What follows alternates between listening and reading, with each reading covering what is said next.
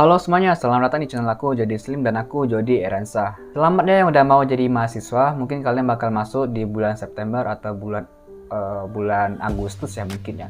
Kalau aku di tahun lalu sih September kita udah mulai masuk. Nah kalau kalian kuliah nanti kalian bakal kenal yang namanya IPK. IPK ini adalah Indeks Prestasi Kumulatif. Gunanya IPK apa? Kalau IPK kalian tinggi di semester ini, kemungkinan kalian bisa dapat kesempatan untuk ngambil beberapa SKS berikutnya ataupun SKS di semester berikutnya. Jadi kalau kalian IPK kalian tinggi, kalian bisa ngambil banyak SKS, terus kalian bisa cepat lulus. Beda sama orang-orang yang IPK-nya rendah, misalnya dapat 2,8, 2,7, 2,6, itu kan kemungkinan ada nilai C di mata kuliah dia. Otomatis dia bakal ngulang lagi di tahun-tahun berikutnya, di semester-semester berikutnya. Kalau mata kuliahnya dapat C di semester ganjil ya, dia harus ngulang di semester ganjil juga gitu. Nah maka dari itu jangan sampai IPK kalian tuh kecil ya nanti kalau kuliah, jangan sampai lah nanti kalian lama lulusnya, sampai mungkin sampai 7 tahun lah, 6 tahun lah, sampai kalian di DO nanti kan bahaya gitu ya.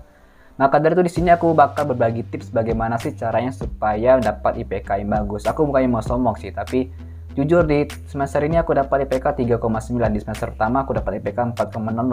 Kalau menurut kalian tuh wah keren banget sih, itu menurut aku enggak sih, karena kan kita kemarin kan semester itu kan online ya, dan banyak banget kok mahasiswa yang dapat IPK sampai 4,00, 3,9 itu banyak banget. Karena dosen juga nggak terlalu objektif ketika kuliah online gitu. Baik, kita langsung aja masuk ke pembahasan kita, bagaimana sih caranya supaya dapat IPK yang bagus ketika kuliah. Tapi sebelum itu jangan lupa like dan subscribe channel ini, saya juga pada teman-teman kalian, siapa tahu video ini berguna untuk teman kalian.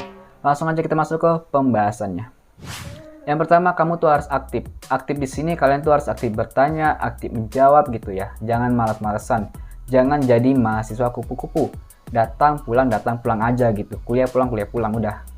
Gunanya kalau kalian aktif, gunanya kalau kalian rajin bertanya, rajin menjawab, muka kalian tuh bakal dikenal oleh dosen gitu. Nah, kalau dikenal oleh dosen tuh jangan hanya mukanya aja, tapi namanya juga ya harus dikenal gitu. Jadi ketika kalian bertanya, aku anjurkan untuk perkenalkan diri dulu. Ketika bertanya nih, izin bertanya Pak, kenalin nama saya bla bla bla bla, bertanya tentang bla bla bla bla gitu. Pokoknya kalian harus kenalin diri dulu kepada dosen kalian supaya nggak hanya muka kalian aja dikenal, tapi nama kalian juga gitu. Yang kedua, belajar sebelum pertemuan. Biasanya kan dosen tuh suka ngasih RPP.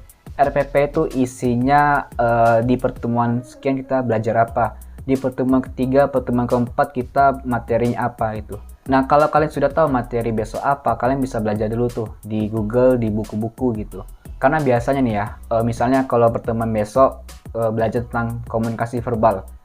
Nah biasanya dosen tuh suka nanya, ada yang tahu nggak apa tuh komunikasi verbal? Nah kalau kalian udah belajar semalam, kalian tuh bisa langsung jawab gitu. Nah itu jadi nilai plus buat kalian gitu. Kalau kalian udah baca-baca, belajar, buka-buka buku, biasanya kan bakal muncul pertanyaan tuh, dan pertanyaan tuh bisa kalian tanyakan di pertemuannya nanti gitu. Itu gunanya kalau kalian belajar sebelum pertemuan dan tahu isi RPP-nya apa. Yang ketiga, dekat dengan dosen. Kalau dosen ngadain penelitian, kamu ngajukan diri untuk ikut. Kalau ketemu dosen, kamu sapa, tanyain, Pak, ada nggak penelitian gitu Pak, pengen ikut. Atau kamu bisa curhat ke dosen kamu tentang prospek kerjaan kamu nanti ketika udah tamat kuliah. Bisa kayak gitu, bisa. Jadi itu bisa membuat kamu lebih akrab dengan dosen kamu gitu. Pokoknya bikin kesan menarik untuk dosen, supaya dosen tuh mudah ingat kamu, mudah ingat nama kamu gitu. Tapi kalau dosen senior agak susah sih. Keempat, kerjakan tugas dengan maksimal. Kalau presentasi yang benar, jangan baca-baca buku terus. Kan biasanya kan disuruh buat PPT. Nah PPT itu kan bahan buat kalian presentasi, jadi jangan baca terus, jangan kayak gitu. Itu nilai minus di mata dosen. Terus kalau ngerjakan tugas, disuruh bikin makalah, disuruh bikin esai, paper, atau karya tulis lainnya, usahakan itu benar-benar bukan plagiarisme. Plagiarisme itu minimal 20%. Nah. Jadi jangan sampai plagiarisme. Dosen tuh suka dengan mahasiswa-mahasiswa yang kritis. Jadi kamu tuh harus jadi mahasiswa yang kritis, bukan UGD ya. Baik, itulah tips dari aku bagaimana caranya supaya dapat IPK yang bagus. Kalau ada kata-kata yang salah, saya mohon maaf. Kalau ada pertanyaan lagi, kalian bisa komen di kolom komentar. Kalau ada kata-kata yang kurang jelas, kalian bisa tanyakan lagi.